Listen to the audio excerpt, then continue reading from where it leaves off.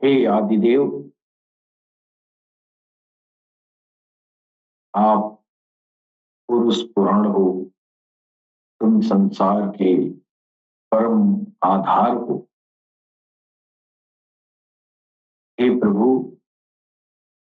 तू जानने वाले और ज्ञान के योग्य हो। हे अनंत रूप, तुमसे सारा विश्व व्याप्त है।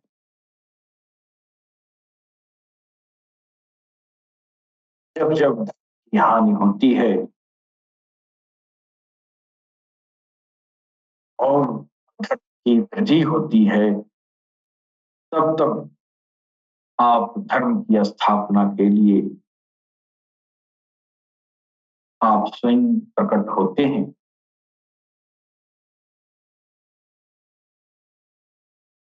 सज्जनों की रक्षा और दुष्टों का विनाश करने तथा धर्म की सम्यक स्थापना करने के लिए आप युग युग में आपका आगमन होता है। ये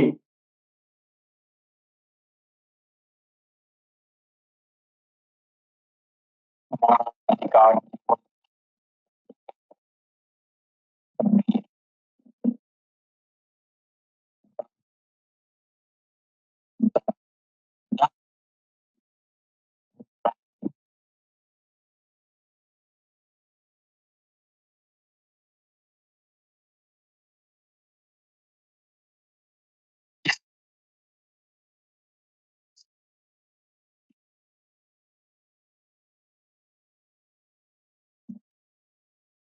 है वस्त्र है। इसी प्रकार की आत्मा नए शरीर को धारण करती है। ये भगवान कृष्ण कह रहे हैं, हे अर्जुन, इस आत्मा को न तो जलाया जा सकता है, न इसको काटा जा सकता है, न इसको भिगोया जा सकता है।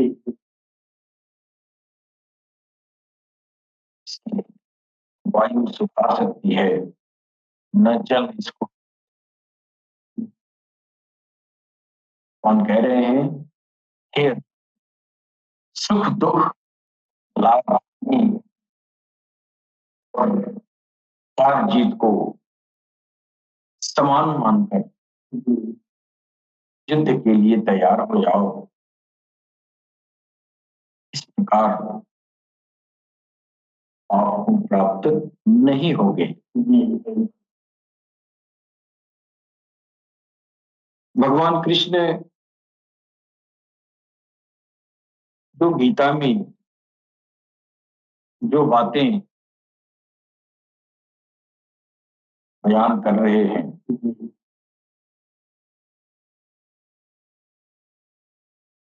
वो वो बातें उसी ईश्वर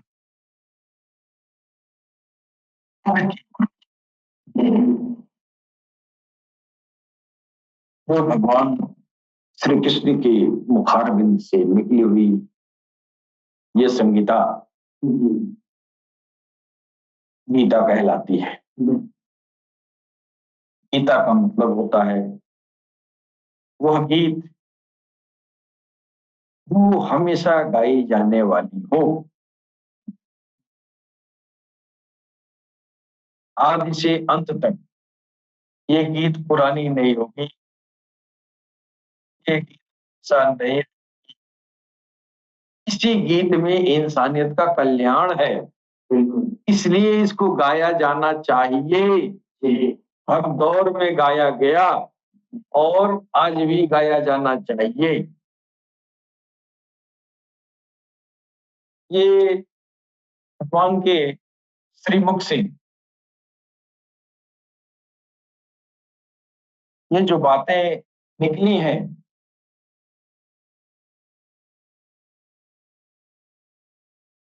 कि वो ईश्वर, वो खाली जो कायनात को बनाया, वो इस मानस तन में क्यों आएगा? इस मानस तन में वो जात उसकी यहाँ नहीं आनी है। क्यों नहीं आनी है? वो मालिक है, जी, बिल्कुल। वो बनाने वाला है, जी, वो खालिक है। जी, जमीन पर वो क्यों आएगा? हाँ, हम जैसे गलीज के बीच में उसको आने की क्या जरूरत जी, है? लेकिन कहा गया है नहीं, भगवान कृष्ण भी आए, ईसा भी आए, भगवान श्री राम भी आए और ईसा मसीह भी आए और मोहम्मद अब्दुल्ला भी आए। तो ये लोग यहाँ जमीन पर आए, तो इस जमीन का जो कानून है, उस कानून पर उनको रहना पड़ा। ईश्वर तो उसमें समाया था, जी, इसके बावजूद भी इस कुदरत के कानून को उन्होंने उल्लंघन नहीं किया। कानून किसका है? भगवान का है, ईश्वर का है। तो वो ईश्वर को यहाँ आना भी जरूरी है और यहाँ आने के बाद उसकी अजमत भी, उसकी अजमत में भी जो है हाँ, कमी आ जाएगी और आना भी जरूरी है। और आ जाए तो खाली किस बात की? आ जाए और मेरी तरह खाना खाए, मेरी तरह पानी पिए, मेरी तरह शादी विवाह बाल बच्चे पैदा करे, तो फिर उस खालिक की इसमें जो है मान नहीं है। जी, भाई हम तो इंसान को गलीज बनाया है कि ये जो है इसको यहाँ पाक होना पड़ता है, पवित्र होना पड़ता है। हाँ, ये दुनियादारी, ये नार, ये दुनिया का यहाँ पे आने के बाद से ही यहाँ पर जो है नहाना पड़ता है। वो नहा, नहा, वो स्नान, नूर का स्नान, ज्योति का स्नान। हाँ, इसलिए यह जो है काम क्रोध लोभ मोह मत मत्सर चार वे विचार को विचार, ये पानी से नहीं, ये नूर से धुलता है। बिल्कुल। और यहाँ आने का मतलब ये गलाजत लगनी है। हाँ, तो वो कैसे आएगा? अच्छा, वो नहीं आए तो हम डराएंगे कैसे? बिल्कुल। तो ये बातें जो है यहाँ बड़ी बारीक समझने की है जी, कि कुछ दीन धर्म यहाँ आए जो उन्होंने कहा कि ईश्वर आ नहीं सकते क्योंकि जमीन पर नहीं आया, इसलिए वो पैदा नहीं हुआ है।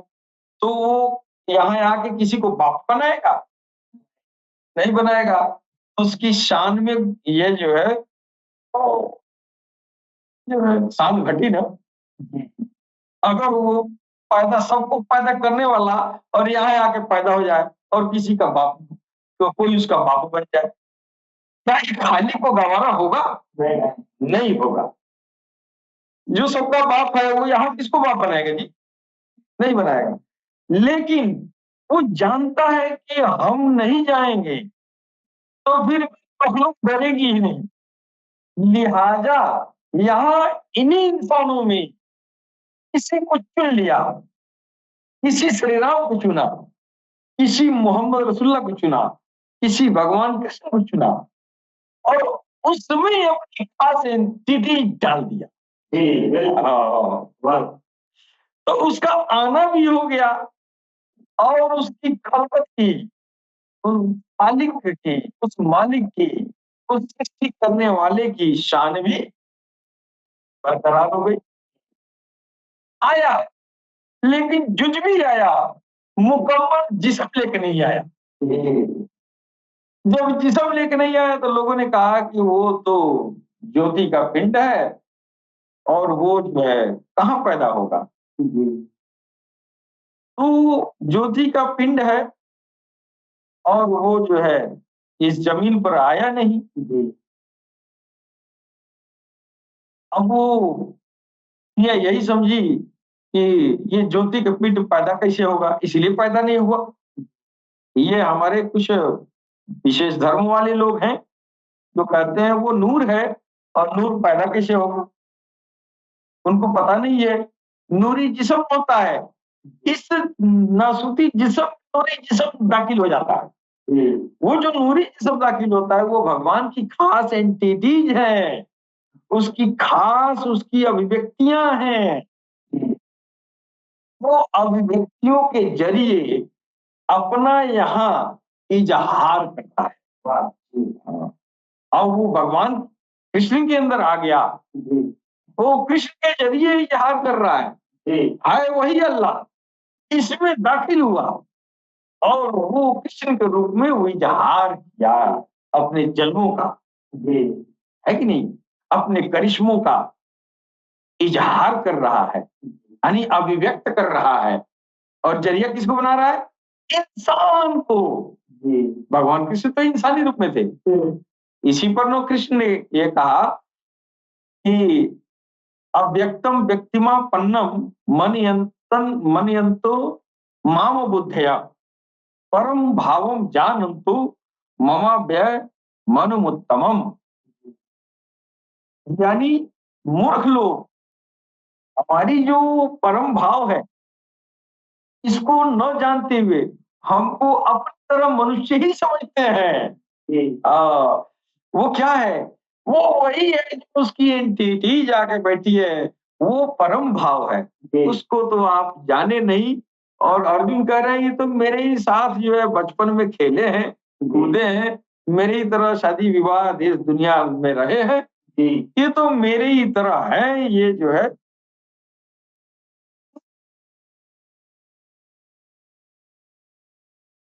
लेकिन वही तो भगवान कृष्ण कह रहे हैं कि वो जो है हमारे भाव को तुम नहीं जानोगे। मेरा वो भाव जो है भगवान के ईश्वर के अल्लाह की एंटिटी के तरफ इशारा है। जी, तुमको क्या पता है इस जिस्म में जुस्सा तौफीक इलाही इसमें आता है, इसी जिस्म में इंसानी जिस्म जिस्म में आके बैठ जाता है और जिसके अंदर बैठा उसके जुबान से वो नहीं बोलता है, ईश्वर ही बोलता है।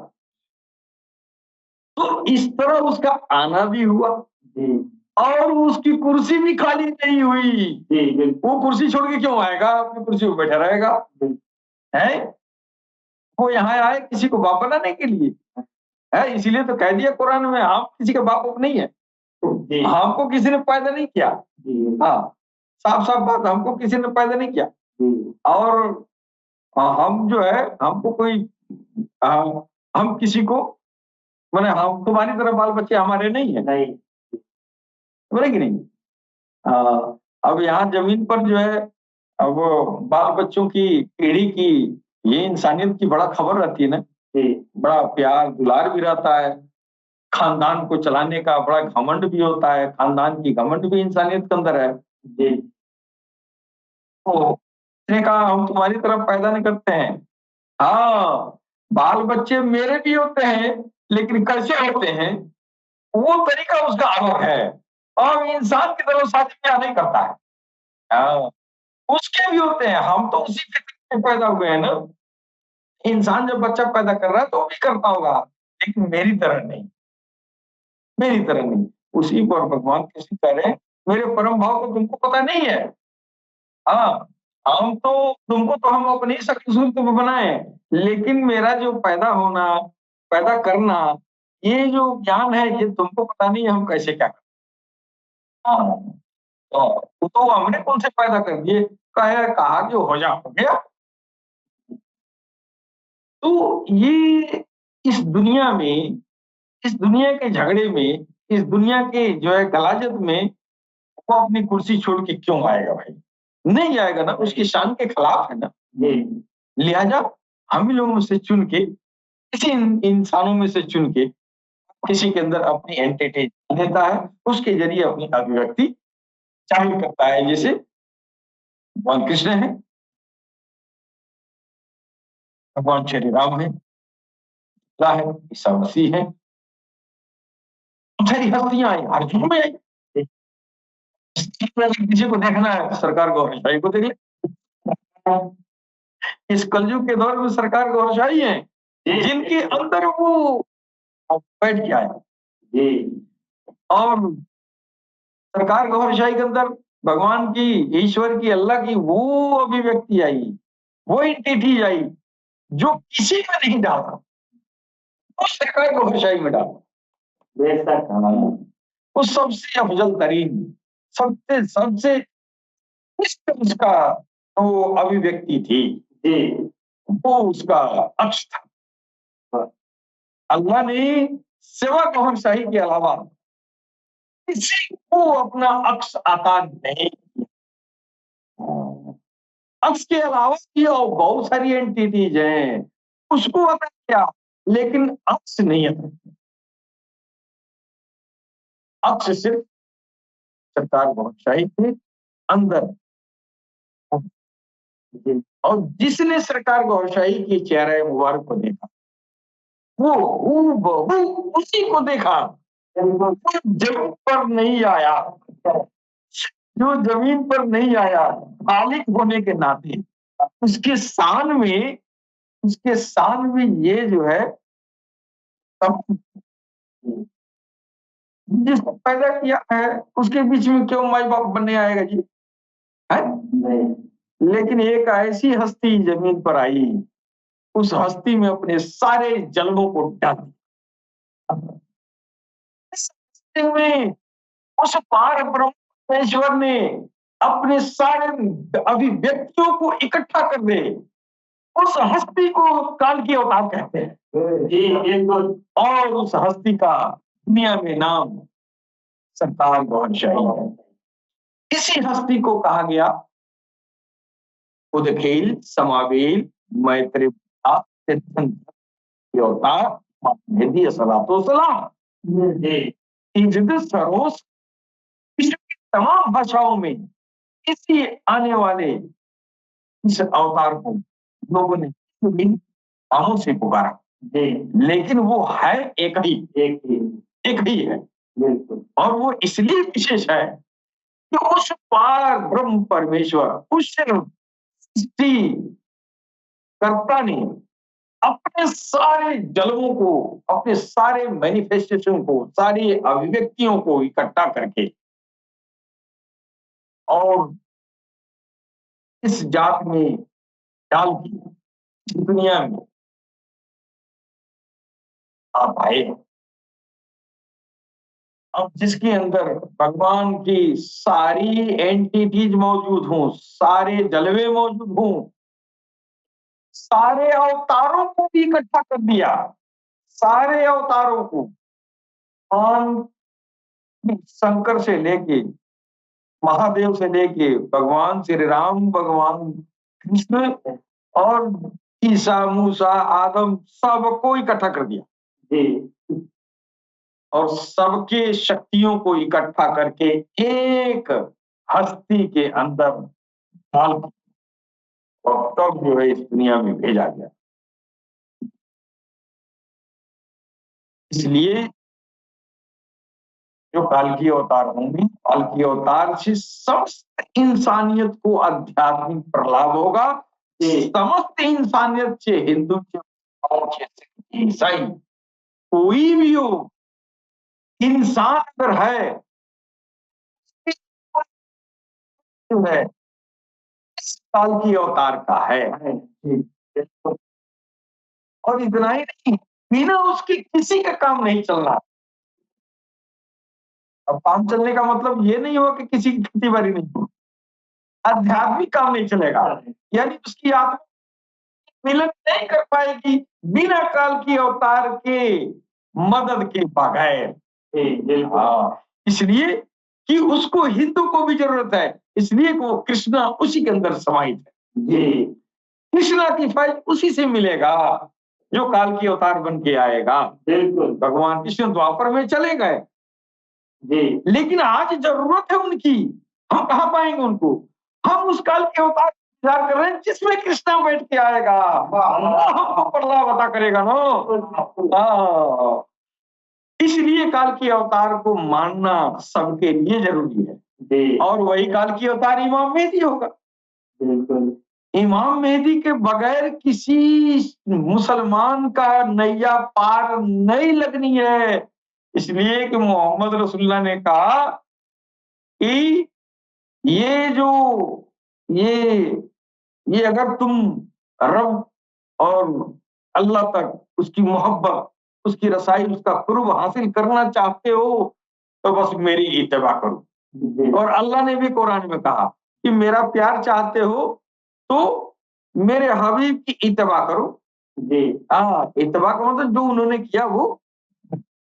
अब उन्होंने क्या किया? मेरा दिल, मैं सो जाता हूँ, मेरा दिल नहीं सोता। मेरा दिल हर वक्त अल्लाह अल्लाह करता है। ए अली देखो तेरा दिल भी अल्लाह अल्लाह कर रहा है। हैं? अब यही तो आपके कामयाब होने का रास्ता है। अब तो रसूलुल्लाह आके चले गए। ये तालीम, ये सुन्नत भी आप भूल गए। इसको तो सुन्नत के जुमले भी मुसलमान नहीं ले आता है। जी अब तो आप तो गए काम से, इसलिए कि आपका सीना खुलेगा नहीं, आपका कि आप अपने हृदय का सिमरन नहीं करेंगे, आपका दिल अल्लाह अल्लाह में नहीं लगेगा, आप जाकिर कल्ब नहीं है, आप मोमिन नहीं है, तो फिर आप मुसलमान हो के क्या करेंगे? जाके फंस जाएंगे। बिल्कुल वहां तो गाड़ी आपकी फंस जाएगी। आपकी नैया पार नहीं लगनी है। नैया पार तब लगेगी इसी काल की अवतार मेहदी को, जिन्होंने रसूलुल्लाह की इस सुन्नत को जिंदा किया कि आओ मैं तेरा दिल खोलता हूँ, आओ मैं तेरे दिल में अल्लाह अल्लाह डालता हूँ। वाह किसी दौर में मोहम्मद रसूलुल्लाह डाला करते थे। जी अब मोहम्मद रसूलुल्लाह उसी काल के अवतार में बैठ के आए हैं ना, उसी मेहदी में बैठ के आए हैं। जी अब उस मेहदी से हमको ये जिक्र कल्ब अता हो रही है। जी अब हम कल्ब सलीम बन रहे हैं। अब हम अल्लाह के कुर्ब में जा रहे हैं। अब हम अल्लाह की मोहब्बत में जा रहे हैं। जी अब हम जो है, हमारी रूह चमक रही है, दमक रही है। हम कल्बे सलीम बन रहे हैं। हम अब मैसर में बेहिसाब होंगे। जी वाह मेरी नैया पार लग गई। बिल्कुल किसकी तवज्जो किए? मोहम्मद रसूलुल्लाह की तवज्जो किए। जी कब किए? जब गौहर शाही ने इसमें जात अता किया, जी तो इसमें जात अता किया। आपका दिल सोते समय उठते बैठते करोड़ों बल अल्लाह अल्लाह होना शुरू हो गया। तो फिर आप हुजूर पाक के जाएंगे और बात दोनों सुन्नत को अदा किया ना। जब दोनों सुन्नत को अदा कर दिए तो फिर मोहम्मद रसूलुल्लाह की आपने इत्तबा कर लिया।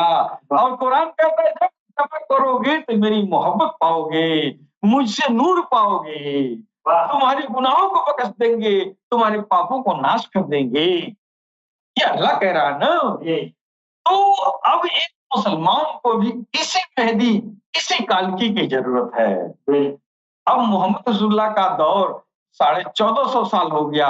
बहुत सारी सुन्नतों को नजरअंदाज कर दिया गया। बहुत सारे हदीसों को मिटा दिया गया। बहुत सारे हदीसों को ज़ईफ करार दिया गया। जी अब तो ये दौर जो है बदल गया है। अब इस दौर में पुनः उस सुन्नत को जिंदा करने के लिए ये काल की अवतार और मेहदी सरकार गौहर शाही का इस दुनिया में तशरीफ आवरी हुई है। ऐ मुसलमानों, उस सुन्नत को जिंदा करो जिस सुन्नत को अदा करने पर तुमको 100 शहीदों का सवाब मिलेगा, बिना जोहद किए हुए। बिस्तर पे सोए सोए 100 शहीदों का सवाब तुमको मिलेगा। और वो सुन्नत क्या है? वो दिलों को अल्लाह अल्लाह कहना। वाह बिल्कुल और आप देखिए, मुसलमान भाइयों के लिए तो मेहरबानी है इमाम मेहदी की। अगर इमाम मेहदी सरकार गौहर शाही को तस्लीम नहीं करता है, इस सुन्नत से महरूम होगा, अपने दिल की बेदारी से महरूम होगा और मैदान महशर में बाखुदा गहरे फंस जाएगा। वो खसारे में होगा। जिसका दिल खुला नहीं है, जिसका सराय सदर नहीं है, वो खसारे में है और महशर में उसकी गाड़ी फंसनी ही फंसनी है। लिहाजा बहारत मजबूरी दामने गौहर शाही हर मुसलमान को पकड़ना जरूरी है। नहीं पकड़ा उसकी बेड़ा पार नहीं होना है।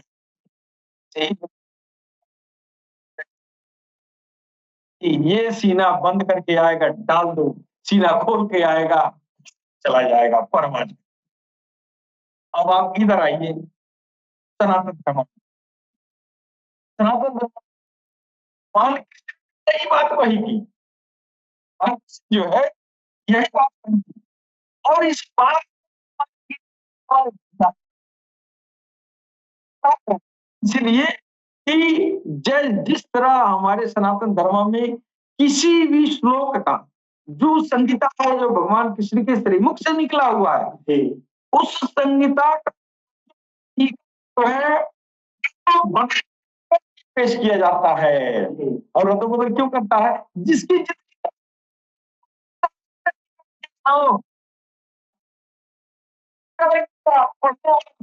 सबसे बड़ा जो है, सबसे बड़ा विद्वान है और सबसे ज्यादा भगवान के कुर्ब में है। किसने सही लिखा होगा, उसके पास कसौटी ही नहीं है। जो लिख दिया उसको पढ़ लिए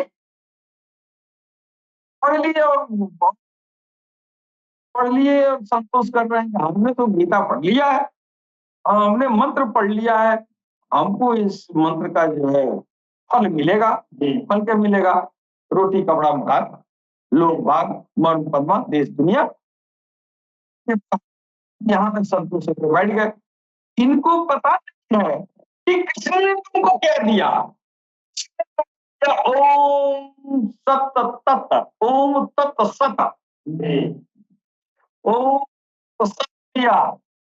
तो ओम ये ऐसा एक चार्ट है जिस पर चल के तुम ब्रह्म में लीन हो जाओगे। जी, बंद हो जाएगा तो सीधे कर्म फल दिवस में तुम्हारी रेलगाड़ी कोई रोक नहीं पाए, तुम कल में सलीम हो जाओगे। कृष्ण ओम तत्सत किया है। जी,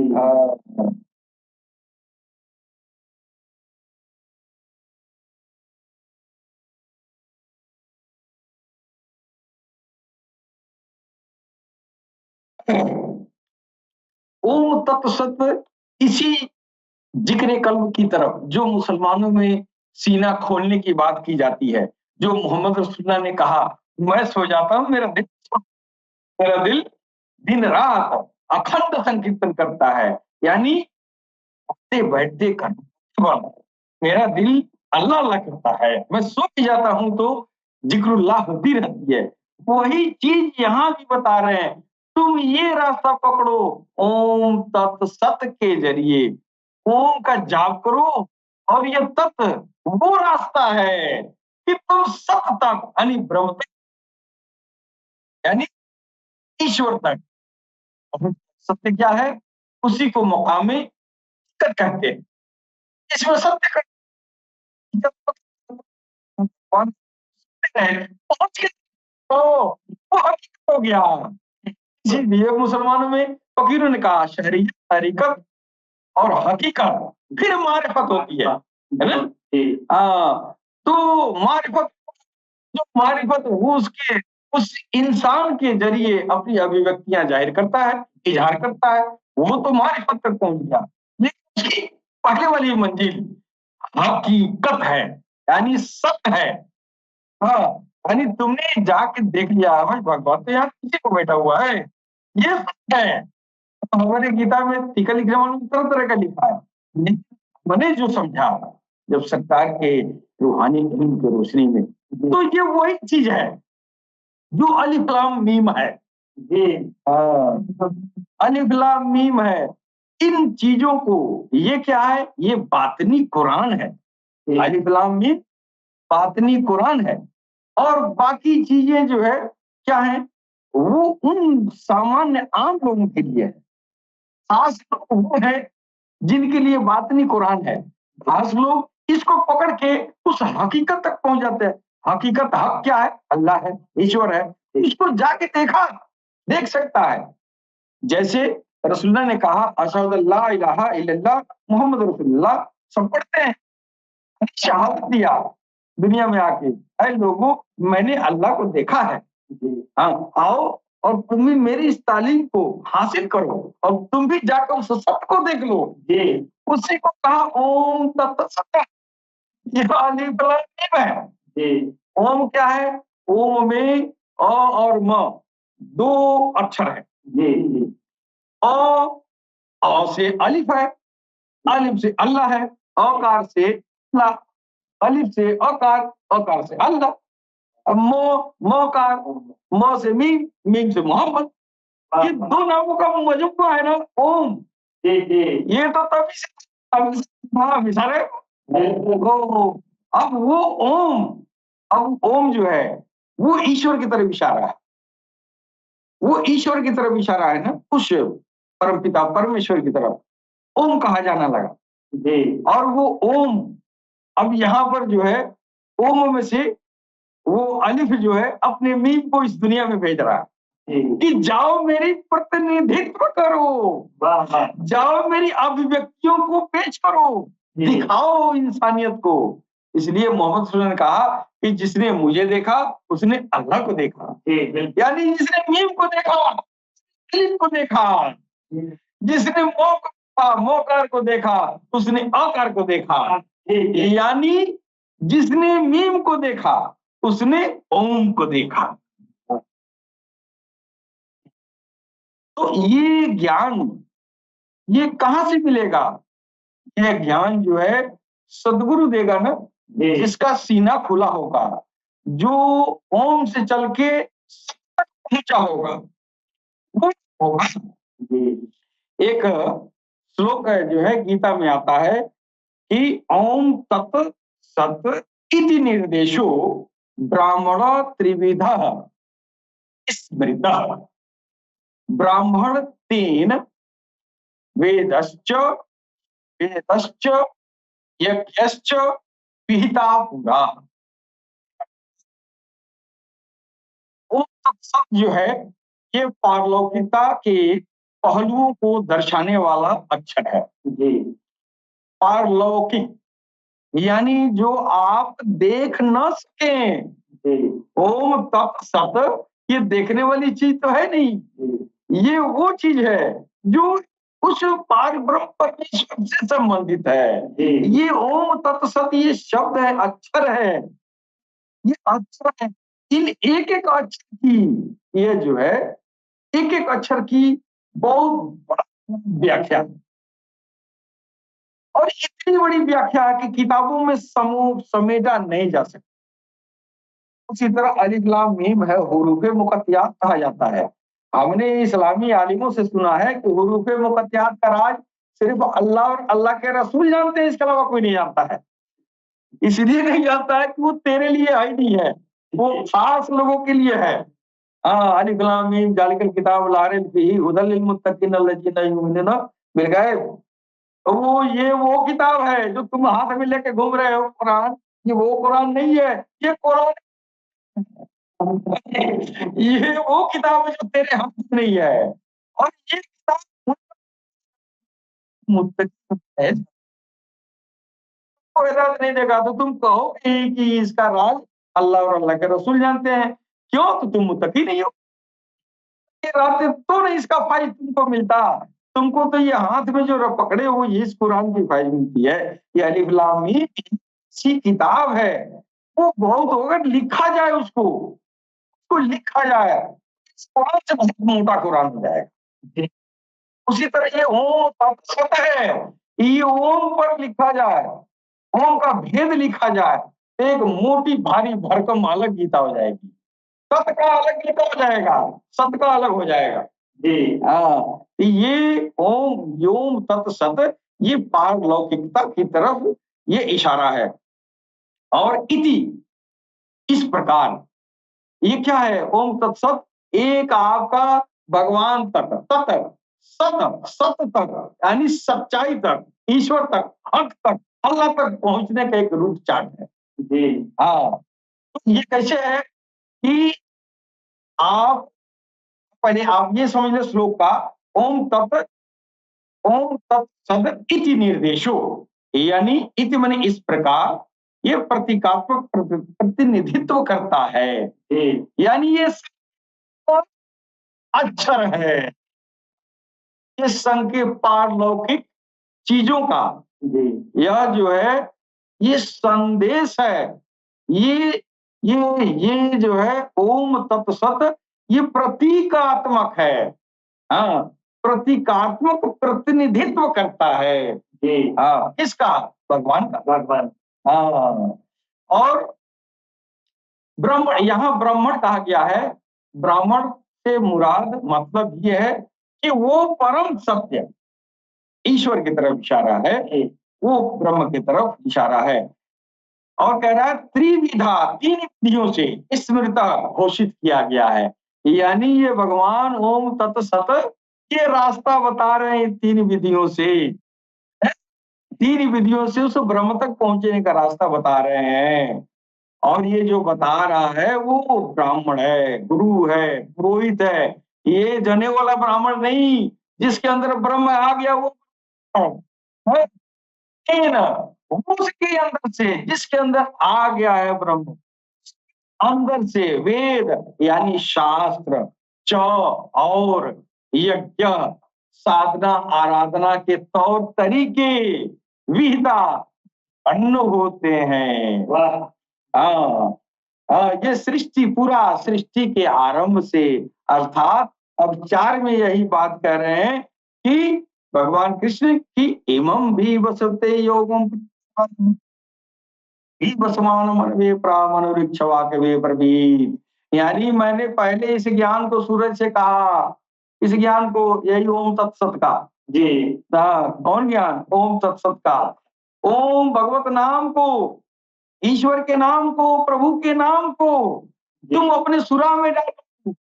हाँ, ये सुरा जो है गया ये सूरज से कहना है ना। ये रास्ता बता रहे हैं कि भगवान के नाम को सांसों में डालो। और जब सांसों में उसका जो है सांसों के साथ ओम या कोई भी इसमें पकड़ लिया, जी उसको सांसों में रगड़ा लगाया। और सांसों के साथ तभी रगड़ा लगेगा जब तेरा मन शांत होगा। जी बिल्कुल है? जी मन शांत होते मन को मन कहा गया। जी हाँ, और जो बात मन में आती है उसका मन का संबंध इच्छा से होता है ना। जी अच्छा, तो जो बात मन में आया वो इच्छा में चला गया। यानी ओम तेरे मन में गया, सांसों से तेरे मन में गया, मन से तेरी इच्छा में गया। जी और इच्छा से, अब इच्छा का संबंध तुम्हारे हृदय से है ना। जी अब भगवान तुम्हारी इच्छा में चले गए। अब इच्छा जब हो गई तो इच्छा का डायरेक्ट रिश्ता तुम्हारे हृदय से है। अब वो भगवान का जो नाम है, अब वो नाम वाले की पाने की इच्छा जागृत हुई। जी जब इच्छा हुई तो दिल उसमें शामिल हो गया। यानी वो संस्कार राम राम या ओम का मन में सांस में गया, सांस से मन से इच्छा में, और इच्छा से हृदय में। यानी ओम अब हृदय में पहुंच गया। जी जब हृदय में पहुंच गया तो इसी को भगवान कृष्ण कह रहे हैं कि ईश्वरा सर्वभूतानाम हृदय देशे अर्जुन तिष्ठति है। अर्जुन वो हृदय में वास करता है। जी हृदय तक ले जाने में तुमको कितनी मेहनत करनी पड़ रही है। ये सारा सफर ओम तत्सत है। जब हृदय में पहुंच गया वहां पर जो है भगवत नाम का संस्कार उतर गया, राम राम होनी शुरू हो गई, वहां ज्योति बननी शुरू हो गई, अखंड संकीर्तन जारी हो गया। उस ज्योति के जरिए अब तेरे अंदर का विकार, तेरे हृदय का विकार दूर हो रहा है, जल रहा है। अब तुम पाप भी कर रहे हो तो तुमको वो नूर और वो ज्योति उसको जला रही है। तुमको पाप कर्म करने से रोक रही है। तेरा मन पर नियंत्रण स्वतः होते जा रहा है। धीरे धीरे ये मंजिल जो है चलते चलते यह मंजिल तुमको उस अवस्था में ले जाएगा जहां तेरी आत्मा पाक और साफ हो जाएगी।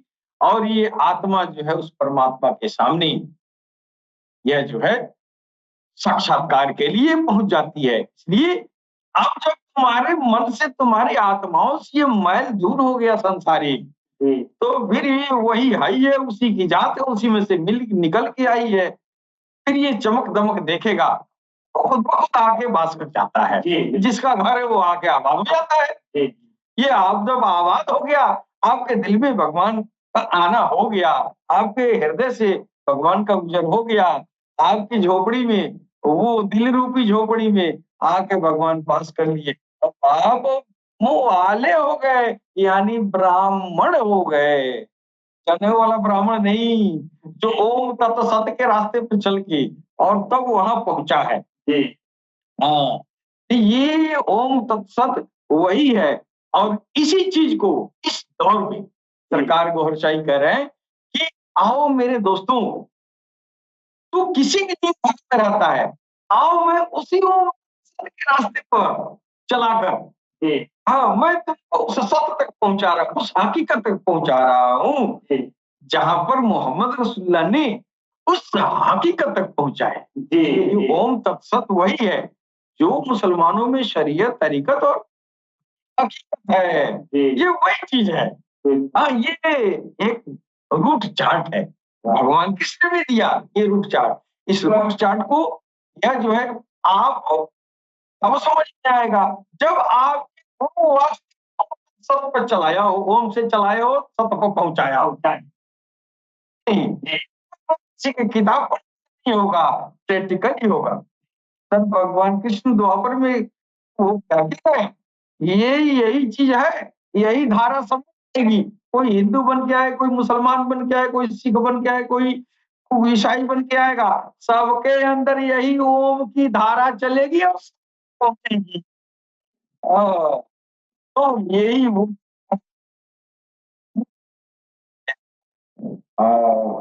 सारे दीन धर्म में ये निहित है। जी बातें रूप से वही गीता है।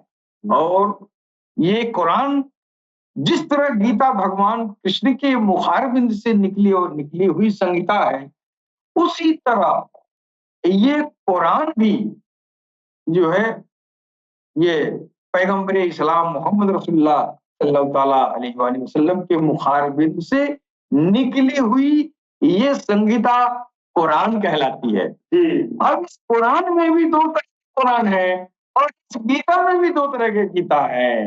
एक गीता ये वो है आम लोगों के लिए, लेकिन वो के लिए। इसी तरह ये कुरान जो है, बाकी कुरान आम लोगों के लिए है, लेकिन हुरूफ मुकत्तियात खास लोगों के लिए है। अल्लाह कह रहा है कि ये अलिफ लाम मीम ये वो किताब है जो ये को हिदायत देगा।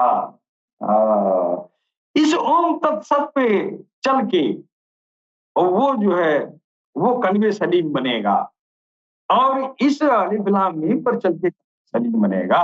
ये हृदय का ज्ञान है और ये तब आपको समझ में आएगा जब कोई पारंगत गुरु आपको ओम के रास्ते पर चला दे।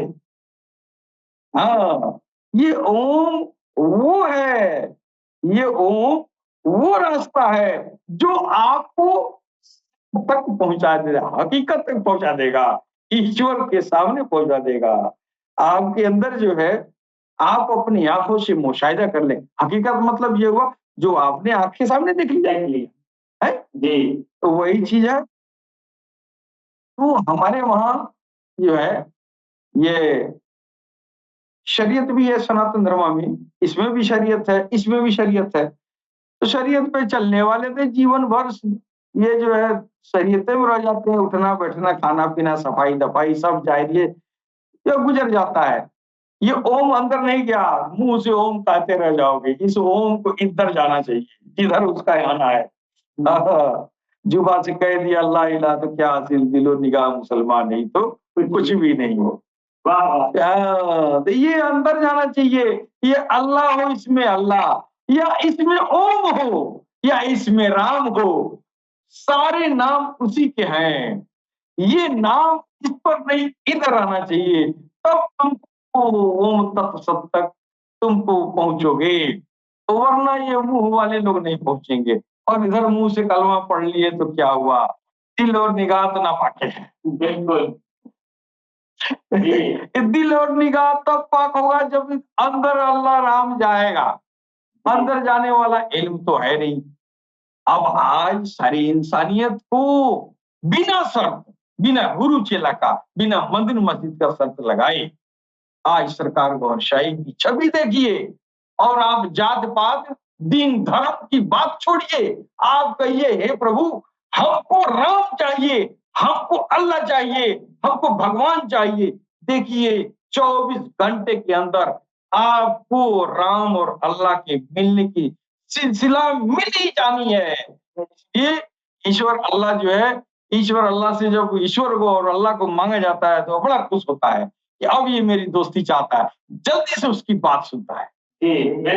आजमा के देखे चांद में सरकार को शाही की सूरत, और कह के देखें कि हे प्रभु मेरे दिल में भगवत नाम को बसाएं। देखिए आनंद फानन में आपके दिल में भगवत नाम का संस्कार उतर जाता है। सोते उठते बैठते करोटों के बल हर वक्त तेरे प्रभु का नाम का संकीर्तन जारी। ये वाणी पर विराम देते हैं। सलाम, नमस्ते, सत